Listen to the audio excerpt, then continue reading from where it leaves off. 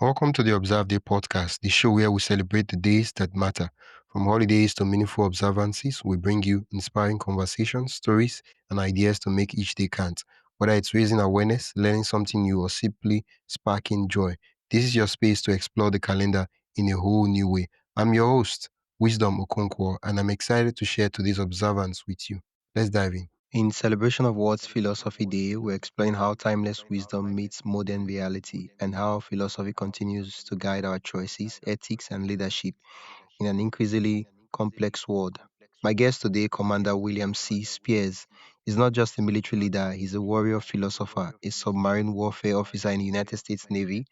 Williams has spent his career commanding high performance teams in some of the most demanding environments imaginable. He's also the author of Stoicism as a Warrior Philosophy, a book that bridges the gap between ancient Stoic thought and modern leadership. From leading a nuclear submarine to working at the Pentagon, Commander Spears brings a unique perspective on discipline, morality, resilience, and virtue. In today's episode, we'll uncover how philosophy isn't just a classroom subject, it's a field manual for life, leadership, and the choices that define us. Welcome to the podcast, William. Wisdom, thank you so much for having me on board, and thank you for that very gracious introduction. I have to say, the irony of us having a conversation about World Philosophy Day, and I'm having this conversation with someone whose name is Wisdom. I mean, how do you beat that? I mean, what other holidays That's too much does? pressure. Yeah, uh, what that's a too much pressure. fantastic name. Yeah, when they call wisdom, people are like, "Oh yeah, he ought to be wise," and I'm like, okay, well, I guess there's a Well, standard I have to live up to. Well, it's a standard that we all have to live up to, and that's just part of our job as human beings. Whenever we have those faculties of reason that separate us from animals, it's a job that we have to do to be wise. Hey, Yeah. wisdom. Before we get too far into the show, I do need to say, for the benefit of our listeners, that I am just here speaking on my own behalf because I am actively serving in the military. It's important that I point that out. That when I'm speaking here, it's not as a representative of the government or of the U.S. Navy or anything like that. It's just I am William C. Spears, and that's it. And I have to say that Okay. because I will inevitably Yeah. say some silly thing. you know? Yeah. So, but anyway, Yeah. Okay. anyway, Okay. thanks for having me here, man. Yeah. Well, my pleasure. It's World Philosophy Day, and it's a period for us to reflect on philosophical thinking and all that. From your own perspective, how has philosophy influenced your leadership and decision making over the course of your life? Well, philosophy is the art of, or the practice of effectively of thinking about thinking. And so it's the exercise of figuring out why I think the things that I think. And so that's going to affect my leadership and my practice myself. I'm in the military, and how I perform my duties, but also why I perform my duties, and thinking through the why of why I think it's a good thing for me to do that, and why I think my country is a good country that's deserving of my loyalty. All those questions are important philosophical questions to investigate, and that is what philosophy is asking yourself, what do I believe? Am I sure? And why? And getting at those whys makes you better at all the things that are going to be demanding of your faculties as a human. It makes me a better leader to understand why I do the things that I do and why I believe what's right. It makes me more likely to do the things that I know I'm supposed to do instead of being undisciplined and, you know, being reactive to the moment, or being impulsive. Being more disciplined is what follows from thinking through the whys of why I believe what I believe. Yeah. One of the things that caught my eye about your profile was um the phrase, warrior philosophy. I don't know if I could, I think words, warrior philosopher. And I'm curious, what does that mean when you say to So be? the first, the first question, and this is for the listeners, this is relevant to a book I wrote called Stoicism as a Warrior Philosophy, where what is a warrior philosophy is kind of the first question. Well, if you're saying that this philosophy is a warrior philosophy, what the heck does that mean, right? Uh, it's basically a a given discrete system of ideas that, when put together, are conducive to the warrior's profession or the military profession, so to speak. Basically, it's a set of ideas that make one a better warrior, and that entails several different faculties of being a good human, being wise, and being self-controlled and being brave are all fundamental human virtues that follow from the practice of philosophy, but they also are absolutely necessary to being an effective warrior. And so my argument is that stoicism, which is one of millions of discrete philosophies that historical thinkers have left for us to discover, stoicism in particular is appropriate to the profession of a warrior more so than, I would argue, any other discrete philosophy. Does that help answer that question, Wisdom? Yeah, I mean, it's making sense, but how do we embody that mindset? Okay. Because for a lot of persons, when they hear warrior philosophy, they're like, oh, but I'm not a warrior. I'm not in the military, right? I'm a civilian. Yeah. How do we embody that So what do mindset you as regular folks? Yeah. Why what would a warrior philosophy do for just a teacher or Okay. a nurse or a policeman? The ultimate argument, and kind of what I get at, is that the faculties that are necessary to be a good human are the same features that are necessary to be a good person. So, how do you embody these features? Well, the ancient Stoics argued that what makes a good person is really divisible into four qualities, or what we might call the primary or cardinal virtues. So, what is virtue? Virtue is being what you're supposed to be, or being a good human. Manifesting the qualities that a human is supposed to manifest. So, if you divide virtue into basically four components, those are justice, courage, moderation. Some people call it moderation, or some people call it temperance, but basically self control is what those words mean. And then the Okay. final one is, you got it, wisdom.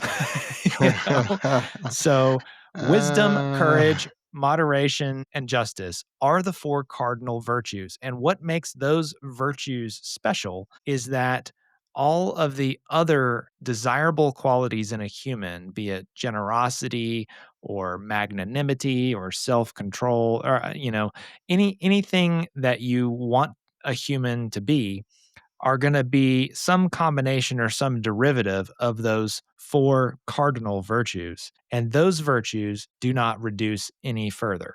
And so okay. that is how you say, okay, what is a human supposed to be? Well, a human is supposed to be wise, just, courageous, and self-controlled. That's Yeah. that's how you be virtuous, and that's how you're going to be not just an effective warrior, but you're going to be the most effective nurse you could possibly be, the most effective doctor, the most effective, teacher, the most effective father or mother, and the most effective human being. And that's what it's really about, is recognizing the coherence between those virtues and those roles that we play, recognizing that being a good any of those things is first and foremost, we need to be good humans, and any other role that we have to fulfill is going to follow from that. Does that help? Yeah. Yeah, it does. It does help. I like the way you simplified it. Now it makes it concrete rather than say, "Oh yeah, a good person is a good person." You're like, okay, yeah, justice, courage, wisdom, moderation. Now, one Yeah. of the things that was running through my head is, having a philosophy is one thing, but how do we actually show and prove that this is our philosophy, right? It's when we're in conflict, and in my head, I'm trying to like say, okay, there is conflict between man versus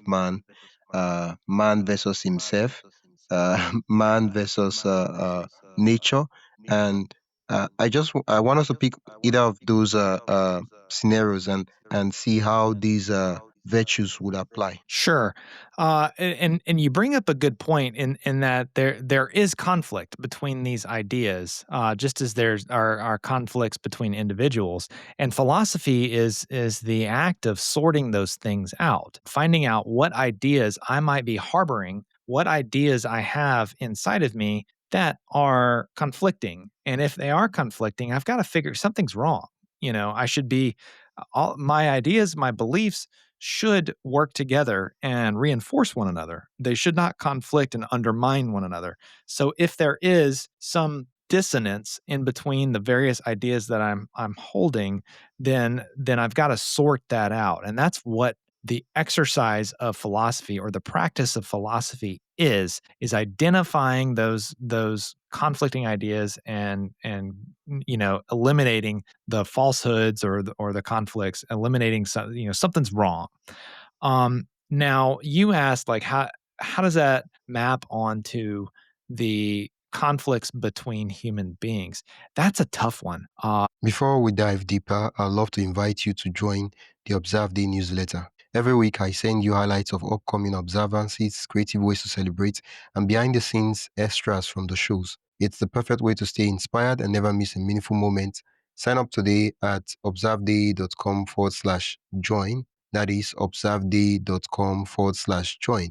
Now, let's get back to the conversation. And that is I devote a whole chapter to this question of how can I, say that being a warrior is a potentially virtuous profession when that could involve harming my fellow human, and everything else I know about philosophy uh, basically drives me to want to live in a world where we are just and harmonious, and that is a conflict. But the problem is that there are other people in the world that don't necessarily want to live in a just or harmonious world, or they perceive some injustice that is going to drive them to harm me and harm my people, harm the people that I am entrusted, with whose care I'm entrusted, Yeah, and that's going to call other duties onto me. So ideally, we'd live in a world where there was no war, but we don't live that's in not that the world. So case. Yeah. yeah, we have to deal with the world as it actually does exist.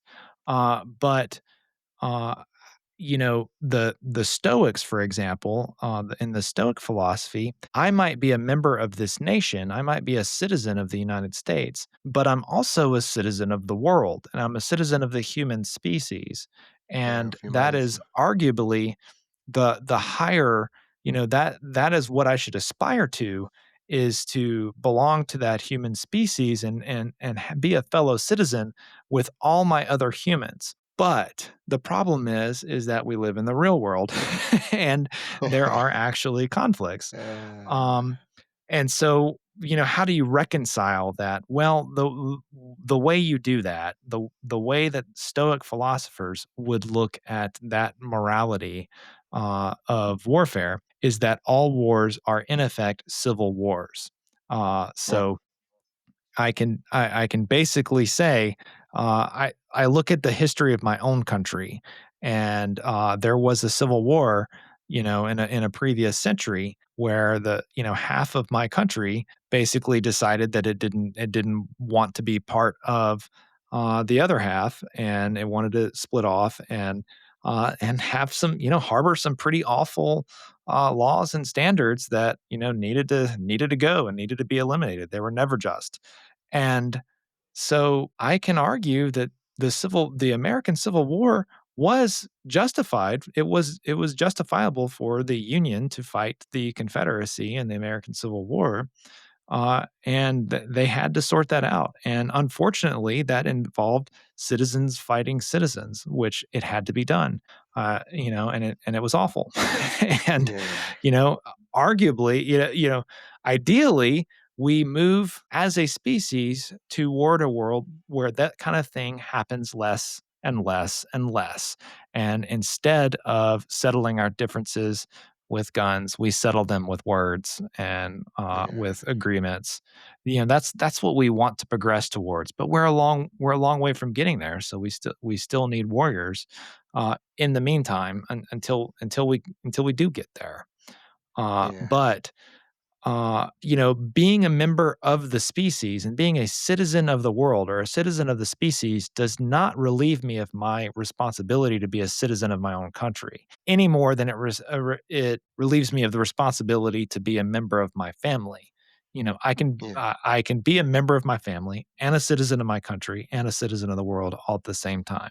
And that's just a difficult philosophical position I've got to navigate. So I hope that kind of answers that one. Yeah, it does answer it. For me, generally, when a lot of persons hear conflict, what they think of is, oh, one country fighting another country, which in most cases that is. But one of the things I feel people neglect is the conflict of man versus nature, man versus himself, right? A lot of people they're Yeah. uncertain, a lot of people are scared, a lot of people are afraid.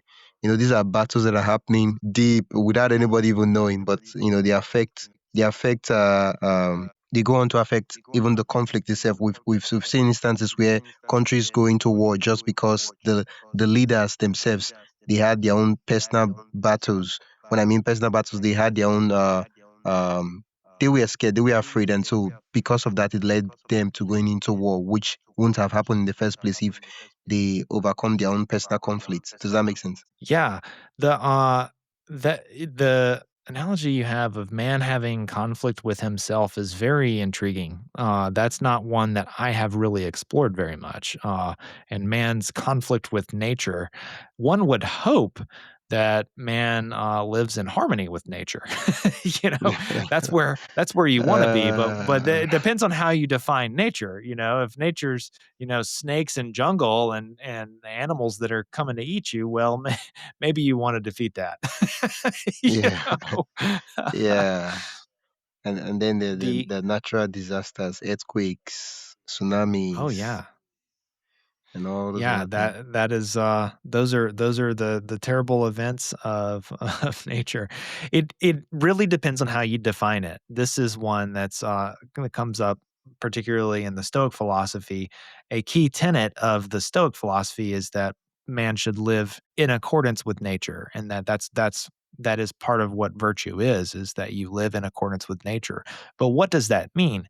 That doesn't mean trees and birds and jungle and animals and stuff. That's not what they mean by nature in that case. They mean being what you're supposed to be, and recognizing that the events that unfold, the events that occur are all destined and they were going to happen no matter what.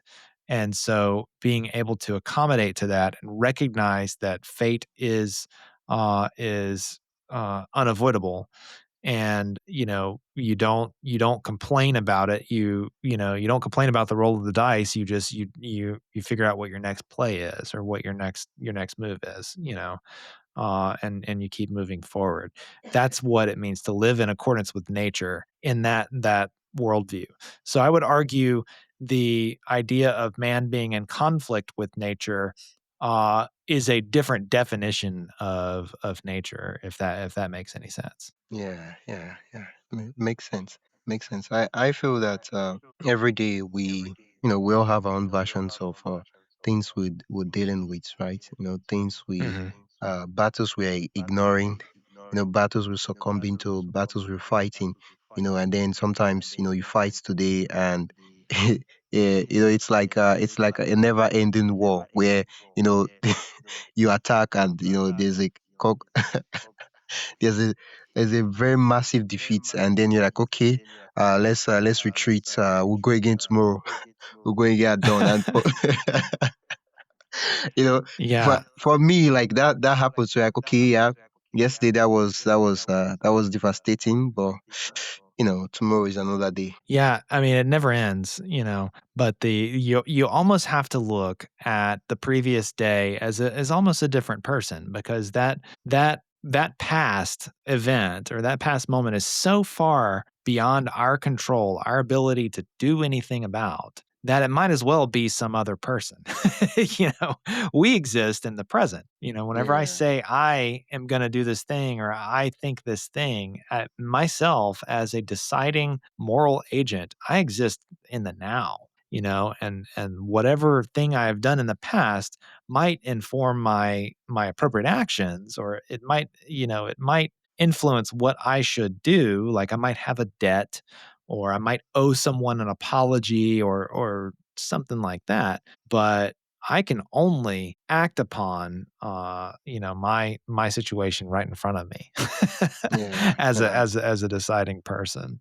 yeah. So Now that I think of it, going through philosophy, having those moments of introspection, reflection, and all that, it helps save you from some kind of stress in terms of decision making or certain anxiety and all that.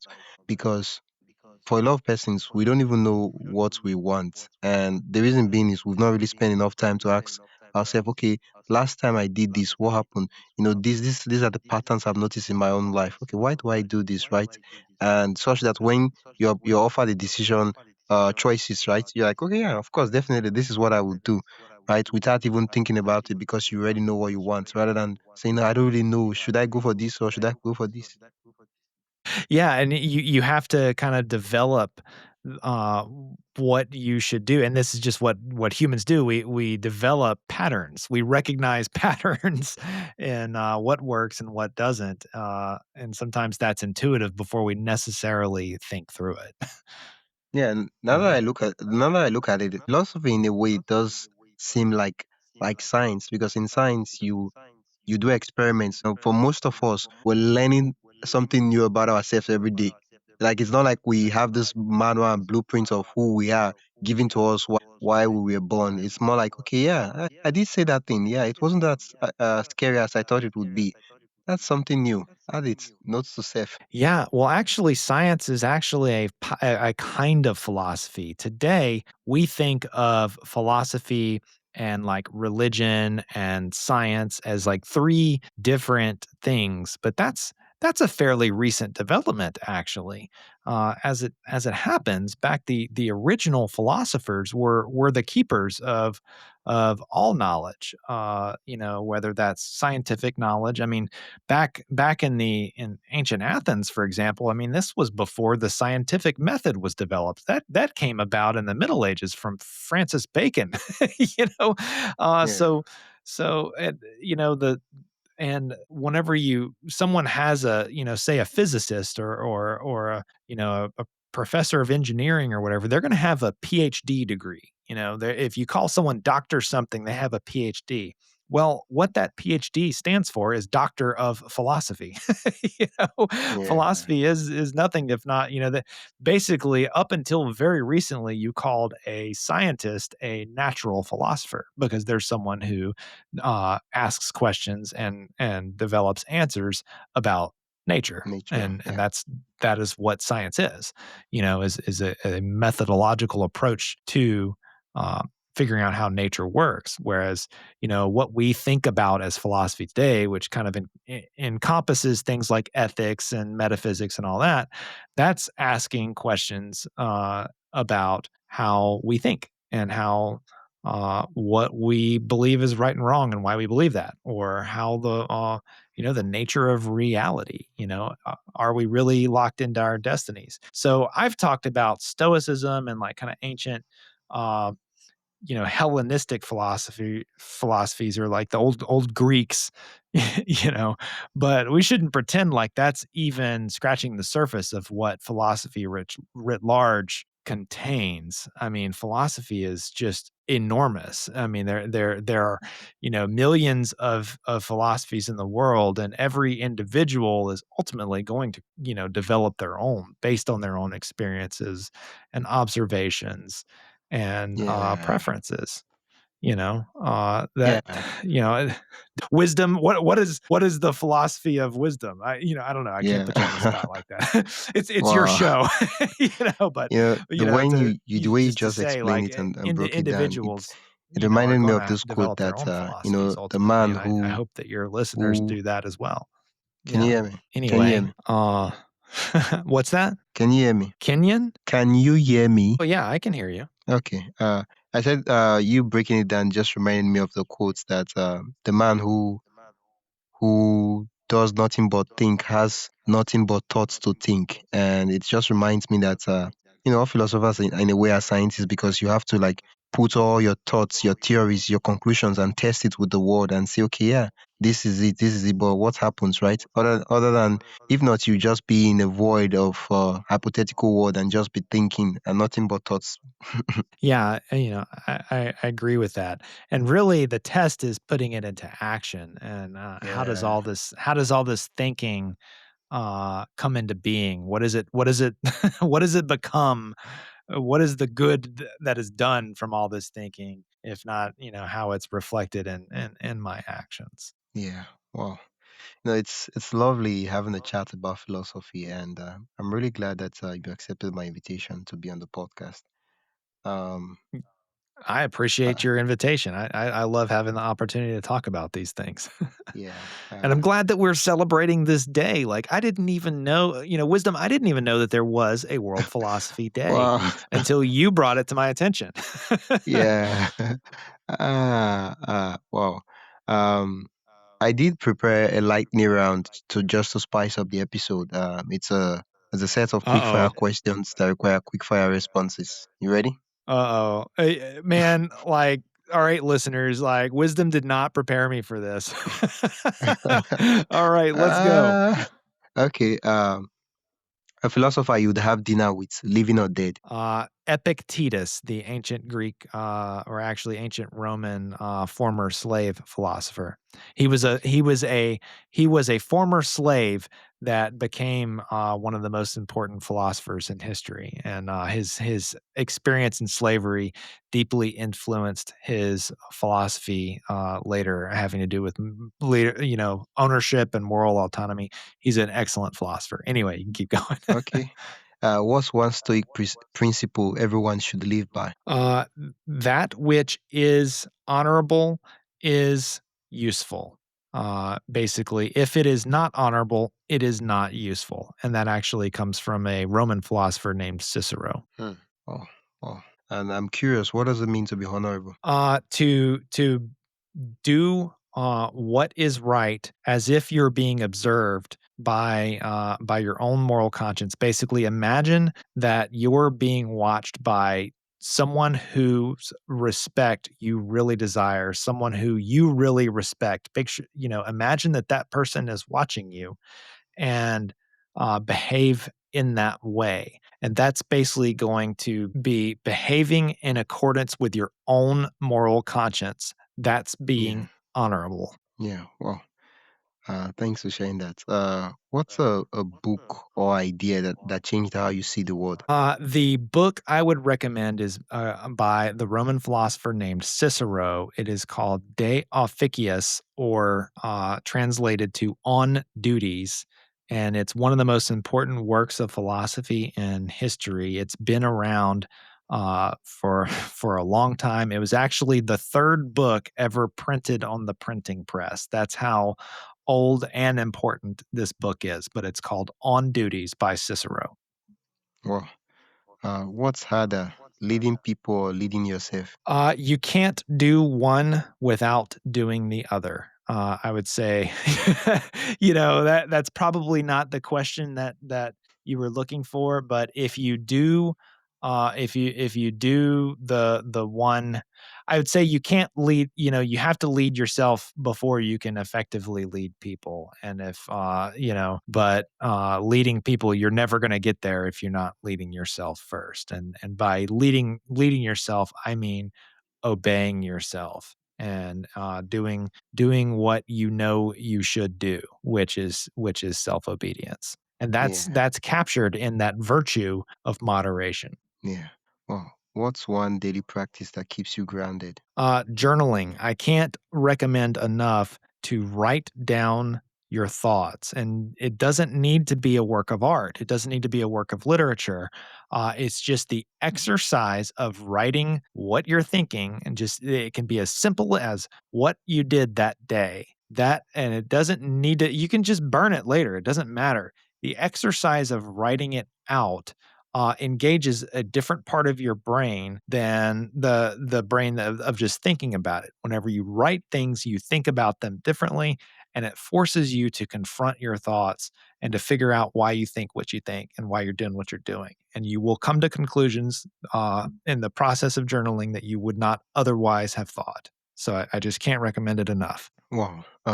What's the most philosophical lesson the Navy has taught you? Oh, well, if I am conflicted between being a good officer, because I'm a Navy officer, if I'm conflicted between being a good officer or any other role, whether that's warrior or worker, sailor, whatever the thing, but I think about it as being an officer. If I'm conflicted between being a good officer and being a good man, what I should do is focus on being a good man, and everything else will sort itself out. And then I ultimately learned that that's what the best officers do. And Wow. if you think you're conflicted, then you're probably wrong. Is kind of the Wow. end result of that thinking. Okay.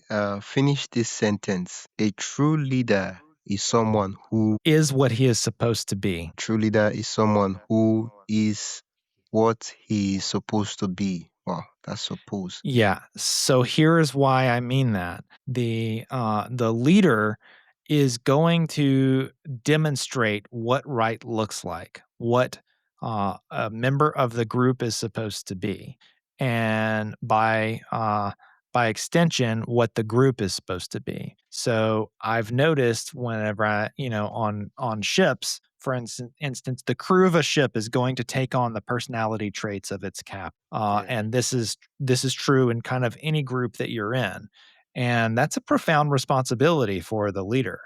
Yeah. So the leader needs to recognize that whatever virtues or whatever qualities they're transmitting are going to get picked up by everyone who they're responsible for. And so you Yeah. better make them good qualities. And so a true leader is someone who is what he's supposed to be. And if he's doing that, then the people who follow them are going to be more likely to be what they're supposed to be. And the converse of that is also true. Yeah. Wow. That's it for the lightning round. The response we just on point seems as though it was rehashed. I'm wondering how you got access to the questions beforehand. Oh, it's all right. I promised the group that that was not rehearsed, but Nah, a lot of the that fact that stuff you had is. to go out of your way to promise the group that it wasn't rehearsed, that smells fishy. Yeah. Yeah. Thank you so much, Williams. Where can listeners learn more about the work? The learn more about the work you do.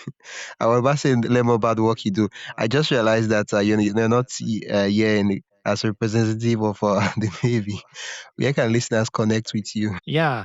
I so I have a website, williamcspears.com, and that is where I hang essays and things like that, and articles that I've written in the past.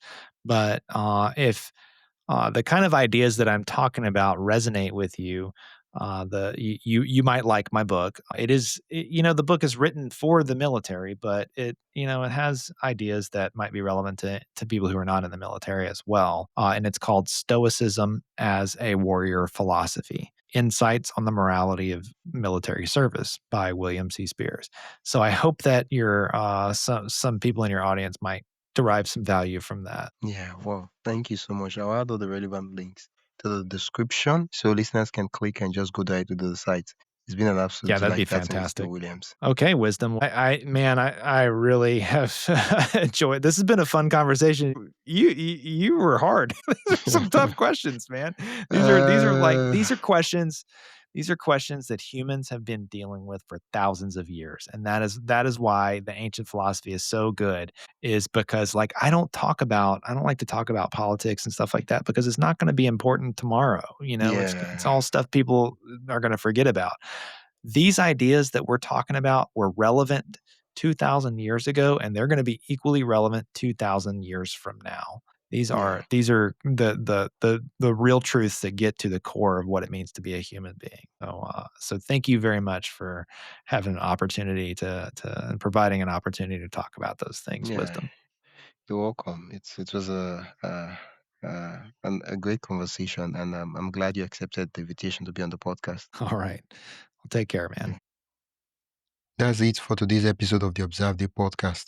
Thank you for spending your time with us as we explore today's observance. If you enjoyed this episode, be sure to subscribe wherever you listen to podcasts and share it with a friend who'd love to celebrate life's special days too.